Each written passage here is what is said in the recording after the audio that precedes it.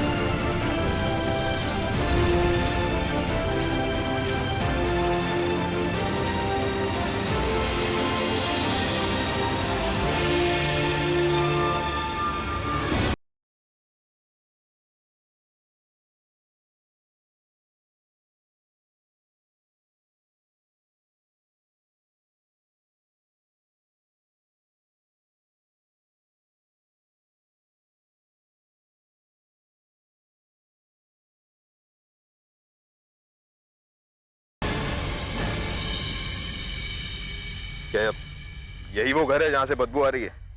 जी sir, इस घर के अंदर से बहुत ही बदबू आ रही है। हाँ साहब, आज तो सामने वाले कमरे से आवाजें भी आ रही थी, इसीलिए मैंने आपको फोन करके बुलाया साहब।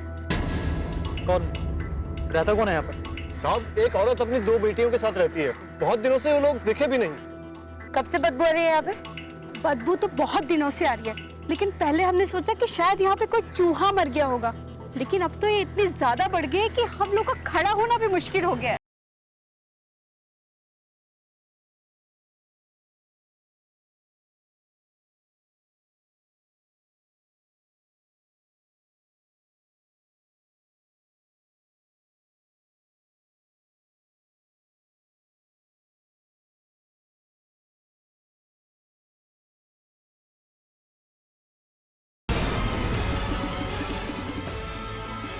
क्या नाम? ये क्या किसी लाश के सड़ने की बदबू है? हाँ, अभी दरवाजे पर तो ताला लगा हुआ है। ताला तोड़ना पड़ेगा अभी। चलो।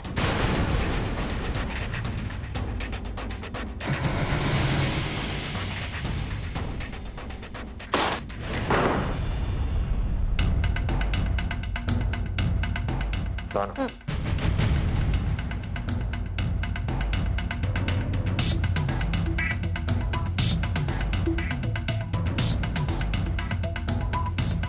बदबू से तो ऐसा लग रहा है कि लाश पूरी तरह से सड़ चुकी है। साहिल, सारी खिड़कियां बंद हैं, इसीलिए तो बदबू इतनी फैली हुई। जाओ, सारी खिड़कियां खोल दो। शाना, वहां देखो।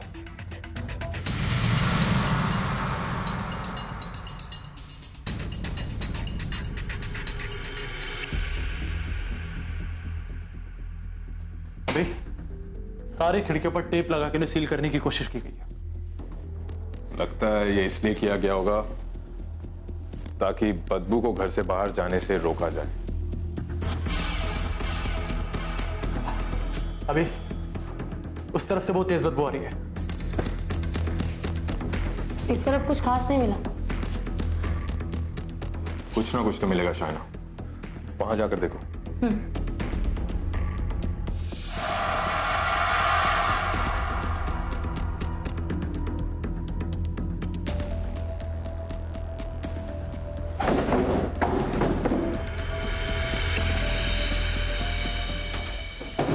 शायना, मैं यहां देखता हूं, तुम कमरे में देखो।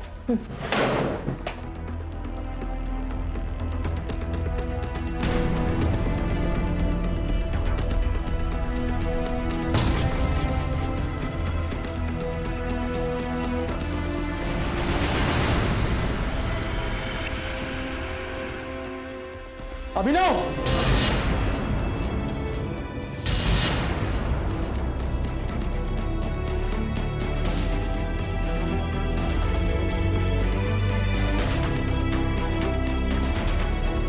ये रही लाश।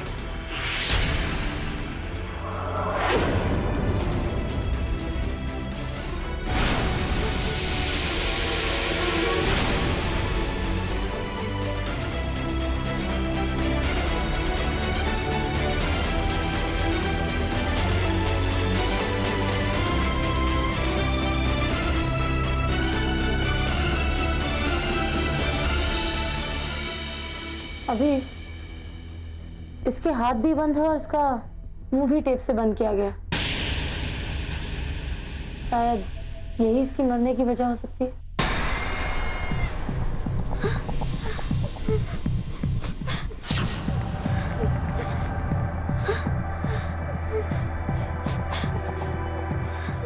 अभिनव, वहां से किसी के रोने की आवाज आ रही है ना? चलो देखते हैं।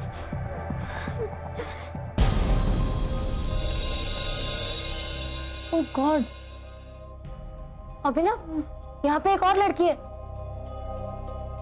निकालो उसे बाहर। बेटा, बेटा, आप डरिए मत, हम आपको कुछ नहीं कहेंगे। बेटा, हम आपको यहाँ से छुड़ाने के लिए आए हैं। बाहर आइए, आइए ना। नहीं, आइए, आइए, बाहर आइए, आइए।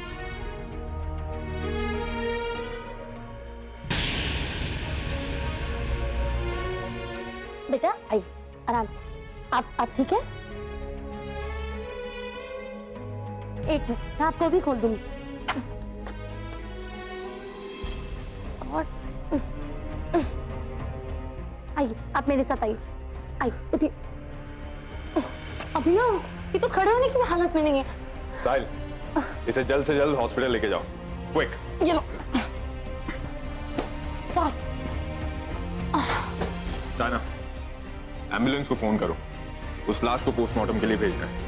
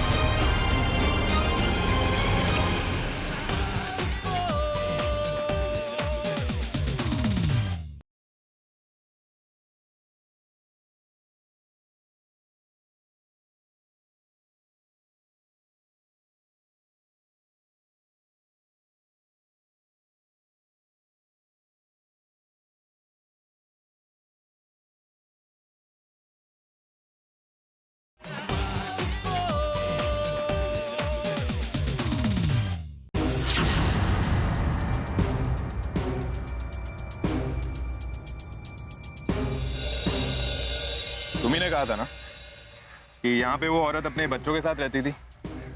नाम क्या था उसका? पता नहीं साहब। कैसे पड़ोसी हो तुम? हाँ, एक औरत अपने बच्चों के साथ यहाँ पर रहती है और तुम्हें उसका नाम नहीं पता? तुम्हें भी नहीं पता होगा ना? I'm sure आपको भी पता नहीं होगा।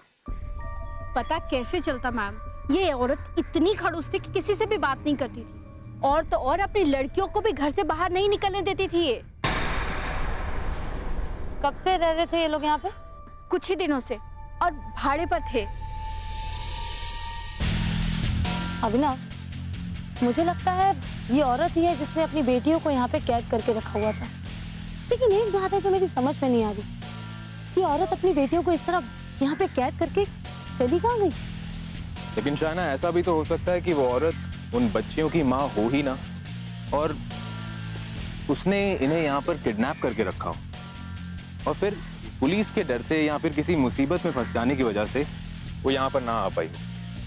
अभिनव, एक काम करते हैं, हम उस प्रॉपर्टी डीलर को जाके पकड़ते हैं जिसने इन लोगों को यहाँ पे घर दिया था। मुझे लगता है वही है जो हमें इनकी असलियत हमें बता सकता है।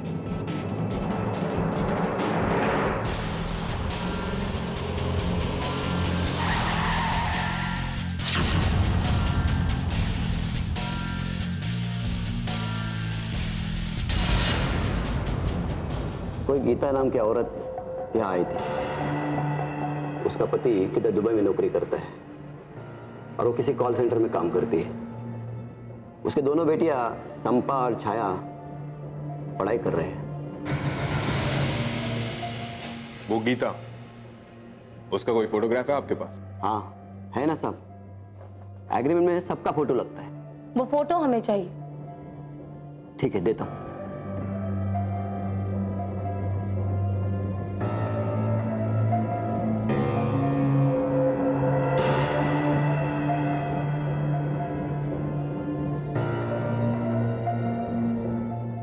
केयरफुल।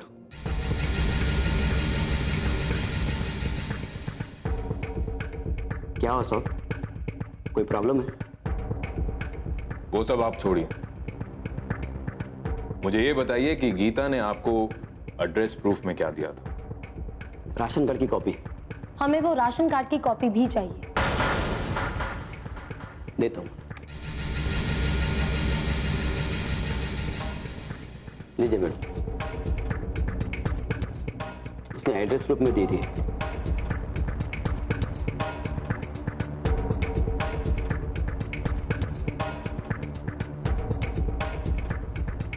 इस राशन कार्ड पर तो पुणे का एड्रेस लिखा है।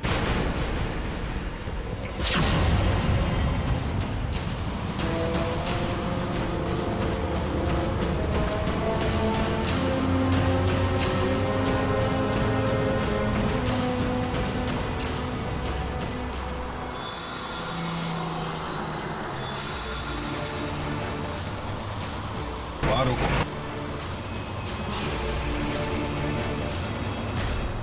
भाई साहब, ये मास्टर सोनाबरे कहाँ रहते हैं, आपको मालूम है? मास्टर सलाम में ये आप आगे चले जाओ, आगे से पहली गली है लेफ्ट, वहाँ आप किसी से भी पूछेंगे वो आपको बता देगा। Thank you.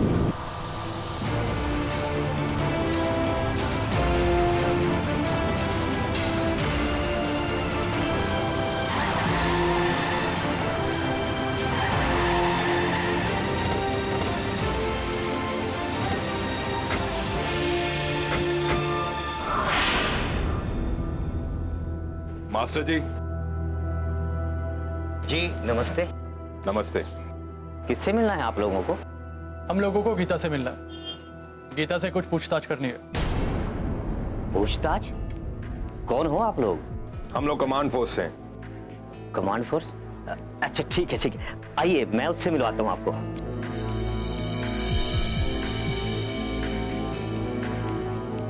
आइए। गीता, गीता, देखो कुछ लोग तुमसे मिलने आए हैं।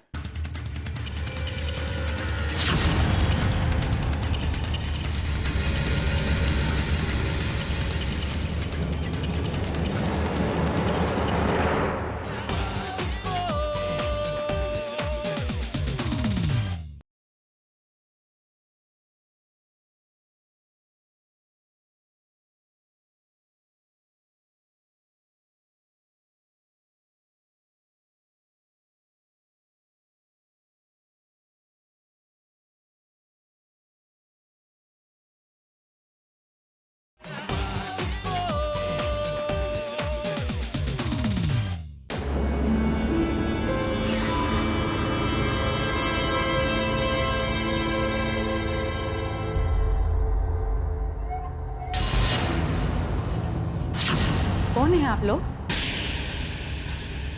देखिए, हमें गीता से मिलना है, आप उसे बुलाइए। यही गीता है। आप लोग जो कुछ पूछना चाहते हैं पूछ सकते हैं।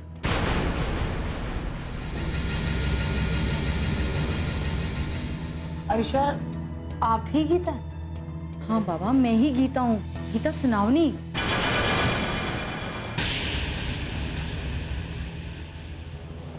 अगर आप गीता सुनावनी हैं तो फिर ये कौन है? ये तो मालती है।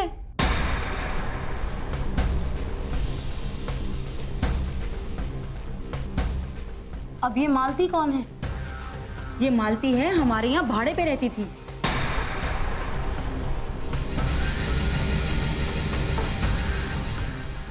अच्छा गीता जी, ये जरा ध्यान से देखकर बताइए, ये राशन कार्ड का जेरॉक्स आप ही का है?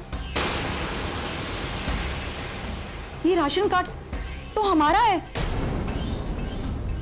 ये आप लोगों के पास कैसे आया? ये तो खो गया था। जी नहीं, आपका राशन कार्ड खोया नहीं था, ये चुराया गया था और इसे मालती ने चुराया था। ये मालती ने चुराया था? और आपके राशन कार्ड के नाम का इस्तेमाल करके मालती ने मुंबई में रेंट पर एक घर लिया, इसलिए उसने अपना नाम मालती नहीं गीता बताया। लेकिन ऑफिसर, बात क्या है? मालती ने कुछ गलत किया है क्या? गलत नहीं मास्टर जी, बहुत गलत किया है उसने। अपनी दोनों बेटियों को घर में कैद करके खुद न जाने कहां गायब हो गई। बेचारी एक लड़की तो भूख प्यास से मर गई और दूसरी बचेगी या नहीं भगवान ही जाने। एक बात बताइए, उसका पति भी यहाँ मालती के साथ रहता था? नहीं, उसको तो हम लोगों ने कभी देखा ही नहीं। मालती ने बताया था कि मुंबई में कहीं कुछ काम करता है। अभी मालती ने उस एजेंट को बताया कि उसका पति दुबई में काम करता है, और यहाँ इन लोगों को बताया कि उसका पति मुंबई में काम करता है। होना हुआ भी, ये मालती बहुत बड़ा गेम खेल रही है। सही कह रहे हो साहब, मुझे भी कुछ ऐसा ही लगता है। एक काम करो, इस मालती का फोटोग्राफ मुंबई के हर कॉल सेंटर में भिजवाओ, वहां पता करो। आई एम श्योर कुछ ना कुछ इंफॉर्मेशन तो जरूर मिलेगी।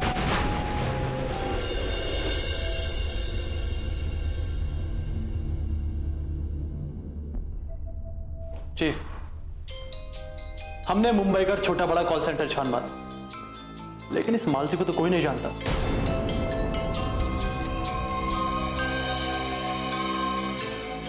इसका मतलब यह कि मालती किसी कॉल सेंटर में काम नहीं करती, कुछ और ही काम करती है। मुझे यह लगता है कि उसके घर जाकर हमें एक बार फिर से छानबीन करनी चाहिए। जरूर हमें कोई ना कोई अहम सुराग मिल ही जाएगा।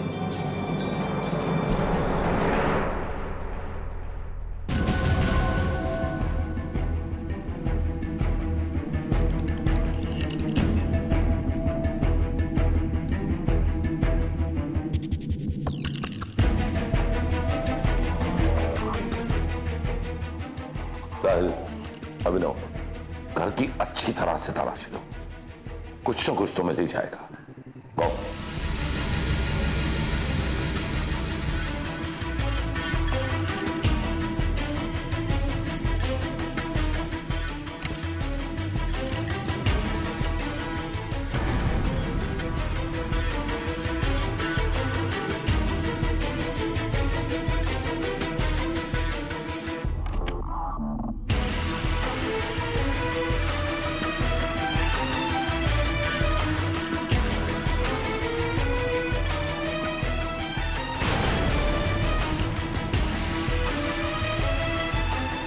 चीफ, क्या हुआ साहब? ये देखिए चीफ, 10-10 के नोट की गड्डियां।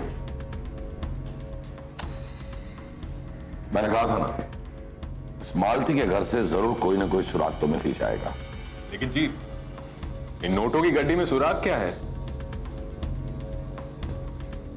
अभी ये मालती किसी कॉल सेंटर में काम नहीं करती।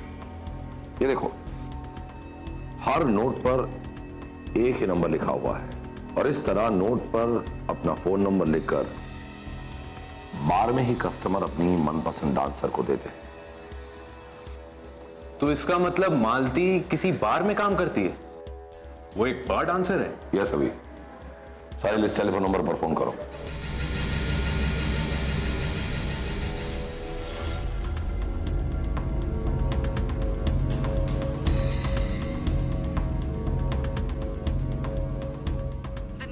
Trying to call is currently switched off. Please try again later. Number switch off है चीफ। स्विच ऑफ है। अभी साहिल एक काम करो, मालती की तस्वीर लेकर शहर के हर बार में जाओ। कहीं ना कहीं से हमें इस मालती के बारे में कोई जानकारी तो मिल ही जाएगी।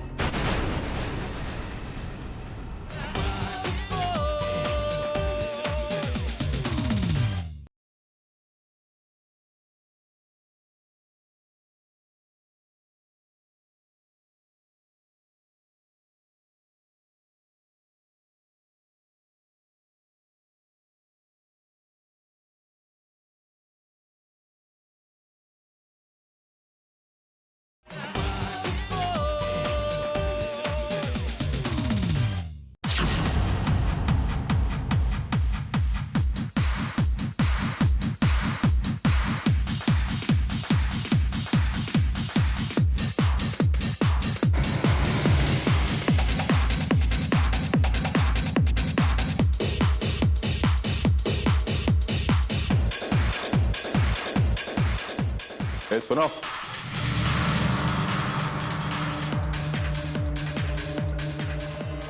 कुछ लेंगे सर? हम लोग शराब नहीं पीते। शराब पीना स्वास्थ्य के लिए हानिकारक है।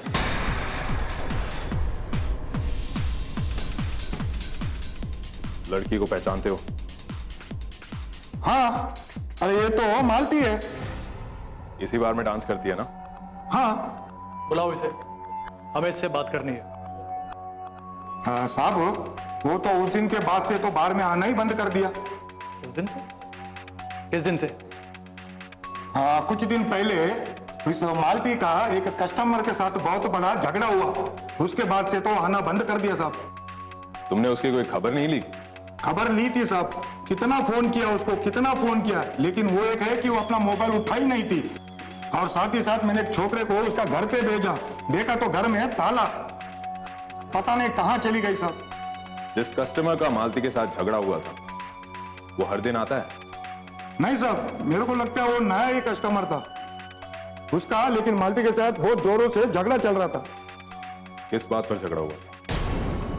वो क्या था साहब, मालती रोज की तरह बार में आई, नाच कर रही थी, डांस कर रही थी। उसका डांस देखने को पूरा कस्टमर खुश हो जाता था साहब।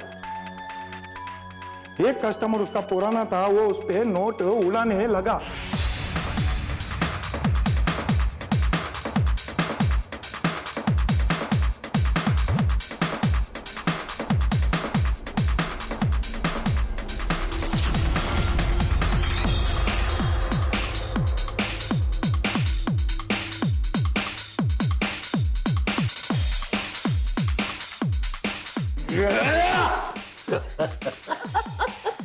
चिकनी चमेली। हाँ, मैं तेरे को क्या लगा?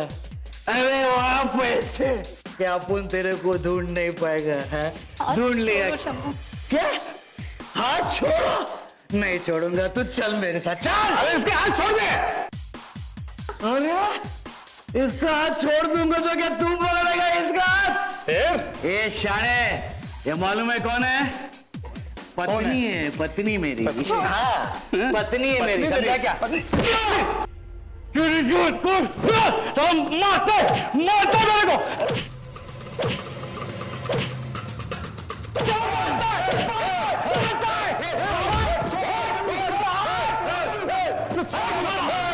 मेरा बार में लपड़ा नहीं मांगता है, चल मेरे साथ। अबे छोड़, नहीं लपड़ा कर रहा है। छोड़, इसके तुम्हें हाथ पकड़ कर लूंगा मैं। आया बड़ा। वो नया कस्टमर बहुत शराब पी ली थी, उसके पास बिल चुकाने का पैसा नहीं था। उसने क्या किया मालूम? अपना गले का सोने का चेन निकाल कर मुझको दिया और बोला कल आकर बिल चुका दूंगा। फिर वो आया बिल चुकाने? आज तक तो नहीं आया साहब। उसके चेन कहाँ है? चेन मेरे पास है सर।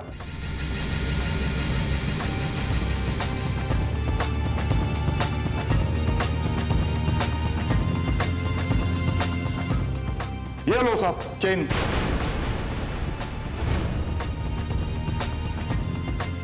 ये चेन हम अपने साथ लेके जा रहे हैं, और जब कभी भी वो कस्टमर तुम्हारे पास अपनी चेन वापस लेने आए, तुम हमें फोन करना। ठीक है साहब। समझ गए? हमें फोन करके बताना। ठीक है साहब। तो क्या है, मैंने कान लगाकर सुना वो झगड़े को। वो नया कस्टमर ने जब झगड़ा होता था तो बीच बीच में मालती को अपना पत्नी बोलता था साहब। पत्नी बोल रहा था? हाँ साहब, पत्नी। इसका मतलब वो आदमी मालती का पति था, और वो ही मालती को लेके कहीं गायब हो गया। ये भी हो सकता है कि मालती अपने पति से डरकर अपने घर से भाग गई। लेकिन अभी अगर मालती अपने पति से डर के घर से भाग गई, तो अपनी बेटी को घर में इस तरह कैद क्यों करेगी? इन सारे सवालों का जवाब तो ये मालती ही देगी।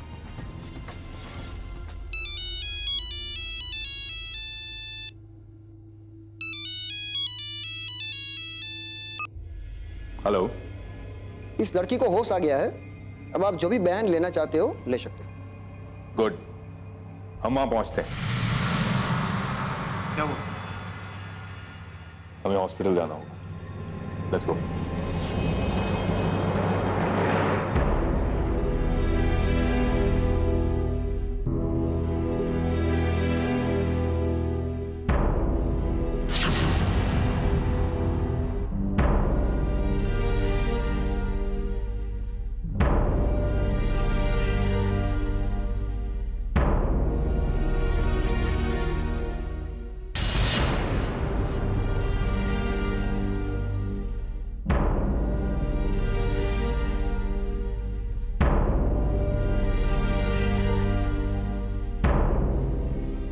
डॉक्टर साहब, बच्चे की तबीयत कैसी है?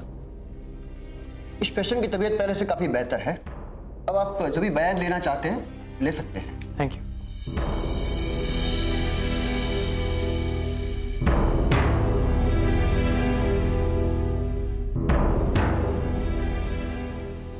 बेटा संपा, आपकी तबीयत कैसी है?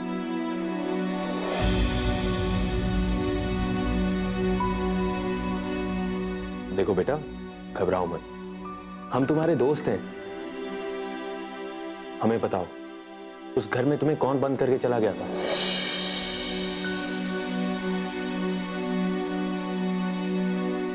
बेटा, आपकी मम्मी मालती कहाँ है?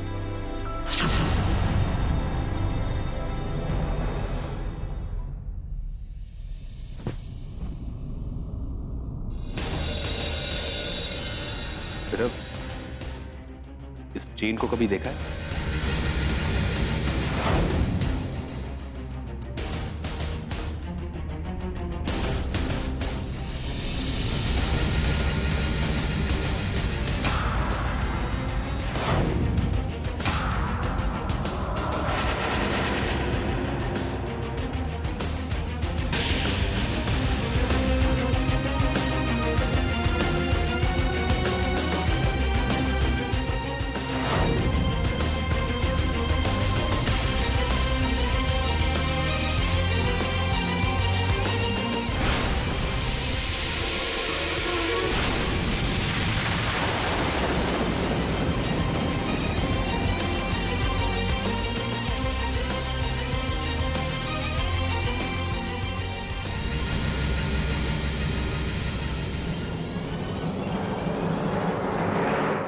अभी संपा का इस चेन को देखकर इस तरह से बेहोश होना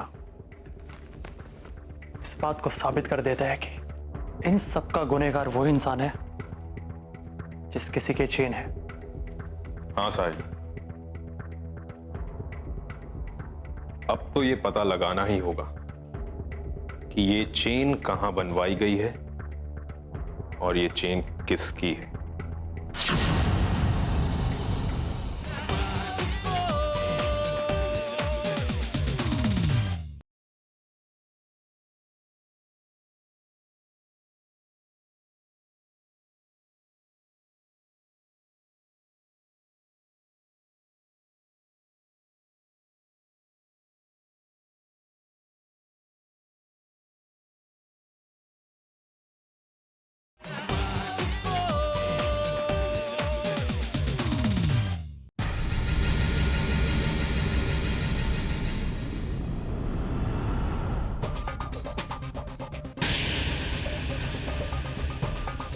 इस चेन को पहचानते हो?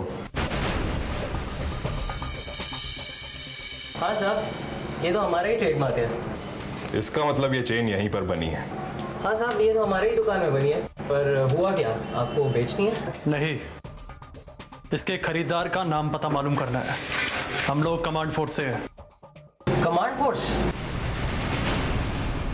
हाँ सर, तो इसमें दिक्कत क्या है? मैं अभी देख के बताता हूँ सब।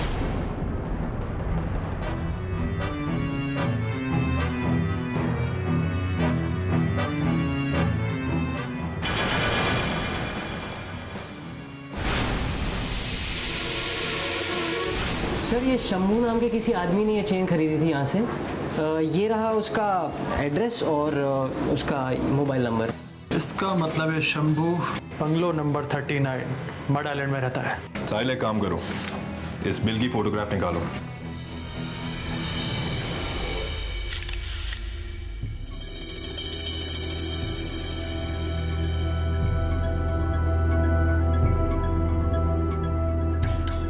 चीफ, ये ज्वेलरी शॉप के बिल की फोटोकॉपी है जहां से वो चेन खरीदी गई। अपने आप को मालती का पति बताने वाले उस आदमी का नाम शंभू है।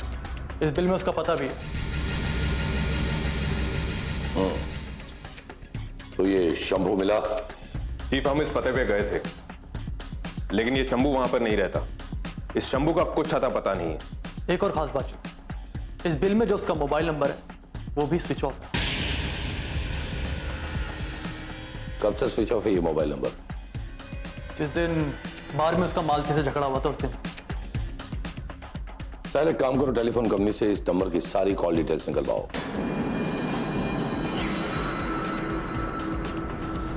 और पता करो कि पिछले 1 महीने में किस नंबर पर ज्यादा से ज्यादा बातें की है। Okay chief.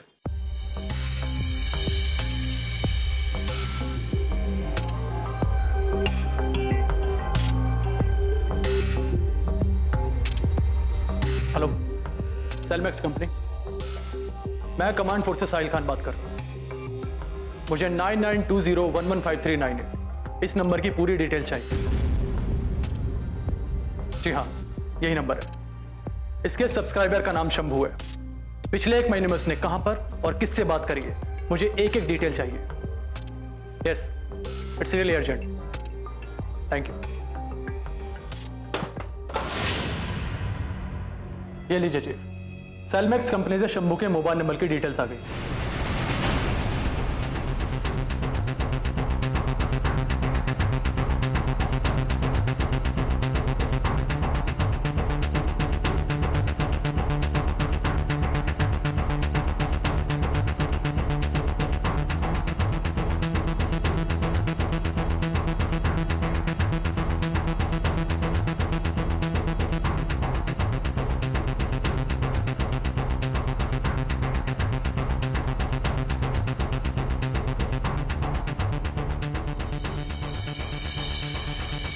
ये शंभू के नंबर की कॉल डिटेल तो शहर भर के बार के नंबरों से भरी हुई है। फिर तो ये शंभू हमें शहर के किसी न किसी बार में ही मिलेगा।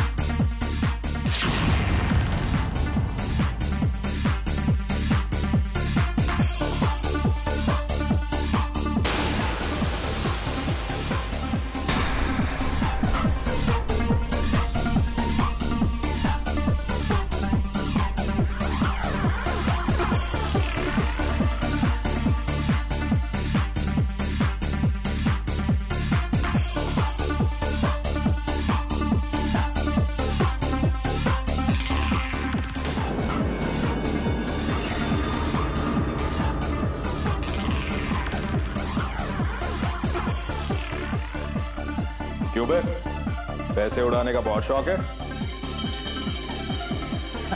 अबे कौन है बे तू? हाँ? चल, अब चल। Command force. चल।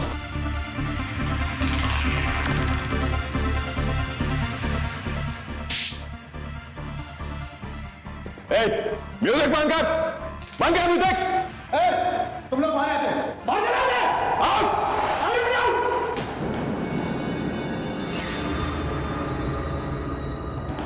अच्छा बोल बोल, तूने मालती को मारकर उसकी लाश को कहां ठिकाने लगा दिया है? बोल। मारो नहीं साहब, मैं सही बोलता हूँ। मैंने मालती को नहीं मारा साहब, नहीं मारा मैंने मालती को। चीफ, ये ऐसे अपना मुंह नहीं खोलने वाला। हम अपना टाइम वेस्ट कर रहे हैं, इसे भी मालती के पास ही भेज देते हैं। अभिनव, तुम ठीक कह रहे हो। ले जाओ इसे किसी वीराने में और शूट कर दो। साहिल, इसे बार के पीछे ले जाकर पहले तो अच्छे से धोते हैं। हाँ? और फिर 6 की 6 गोलियां डाल देंगे इसके सर में। नहीं साहब, नहीं साहब, सब मारना नहीं साहब। बताता हूँ मैं सब सच सच बताता हूँ सब। दरअसल मैं मालती को मारने नहीं वाला था साहब। अरे साहब, अरे मालती तो मेरी पत्नी थी साहब। मैं उसे मारने नहीं वाला था साहब। अरे मैं तो अपनी दोनों बेटियों को लेकर दुबई जाकर बिहार बाहर से बहुत सारे ढेर सारे पैसे कमाना चाहता था उनको काम पर लगवाकर,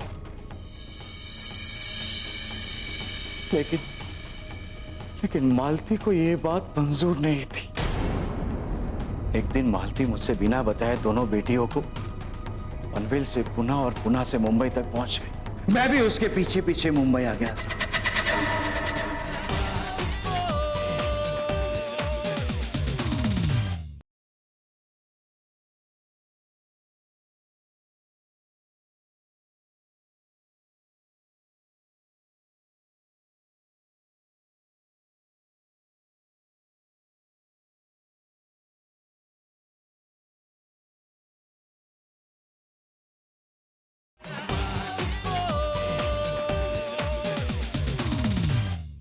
आखिर मैंने मालती को इस बार में ढूंढ ही लिया और एक दिन मालती का और मेरा बहुत झगड़ा हो गया साहब।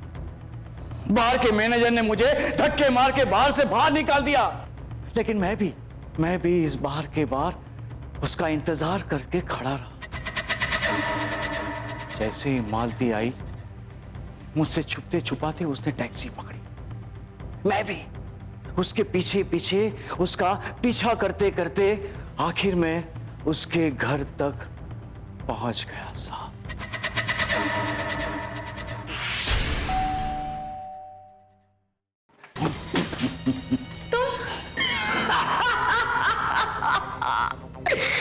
मालती, तुझे क्या लगा था कि तू मेरी आंख में धूल झोंक कर यहाँ तक भाग के आ जाएगी? आखिर मैंने तुझे ढूंढ ही लिया ना मालती। तुम यहाँ से चले जाओ शंभू, अब मेरा और तुम्हारा कोई रिश्ता नहीं है। हाँ, वैसे भी अभी वो तुम में बात नहीं रही है मालती। चला जाऊंगा, लेकिन पहले मुझे ये बता कि मेरी दोनों बेटियां कहाँ हैं? अपनी दोनों बेटियों को लेकर चला जाऊंगा यहाँ से। शंभू वो यहाँ नहीं है, मैंने उन्हें हॉस्टल में डाल दिया है। झूठ बोलती है मुझसे, झूठ बोलती है मुझसे, बोलती है हॉस्टल में डाल दिया, झूठ बोलती है मुझसे। बोल मेरी बच्चे को बोल। छोड़ दो मुझे शंभू, अपने जीते जी मैं तुम्हें कभी नहीं बताऊंगी कि बच्चे कहाँ हैं। जीते जी नहीं बताओगी तो मरने के बाद बता देना। बोल बेटियों को बोल, बोल मेरी बेटियों को बोल, तुम मरने के बाद बताना। बोल मेरी बेटियों को बोल, बोल।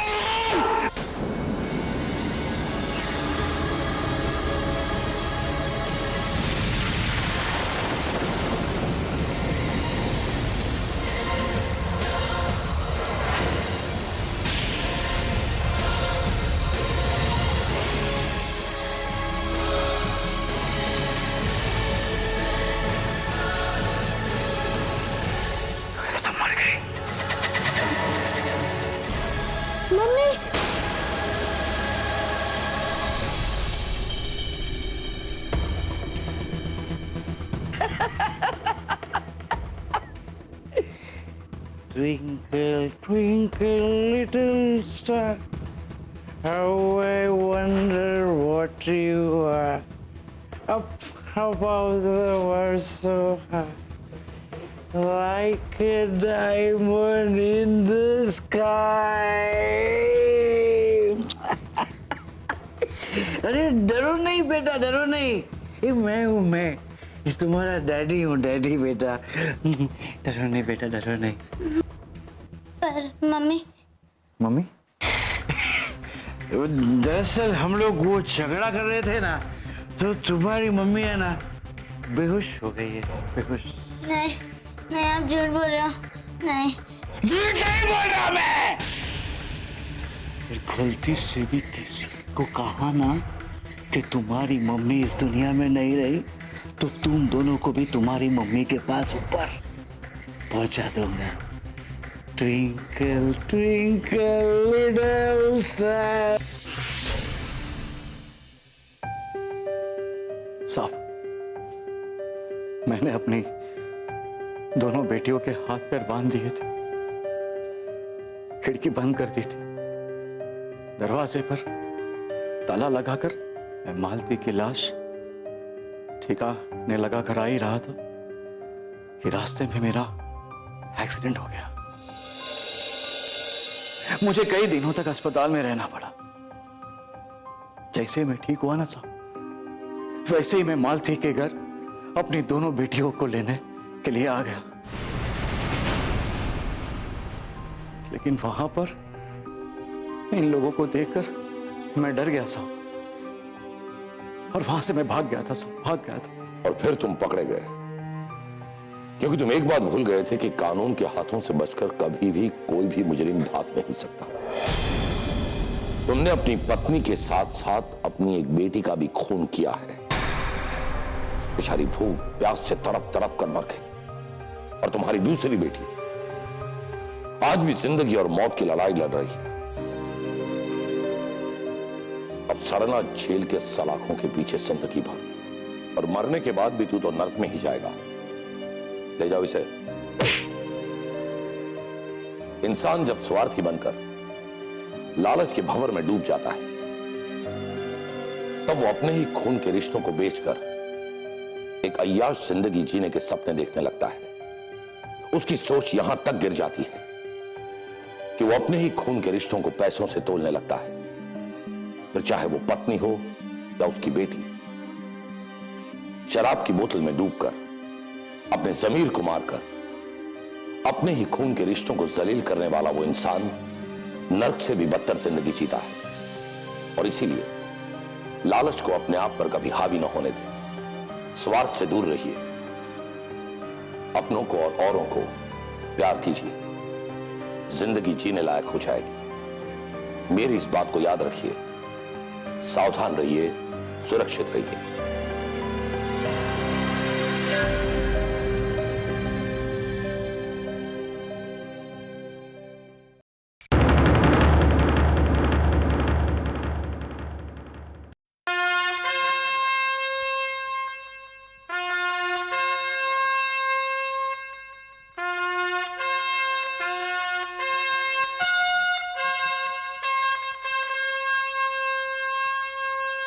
Make you crazy.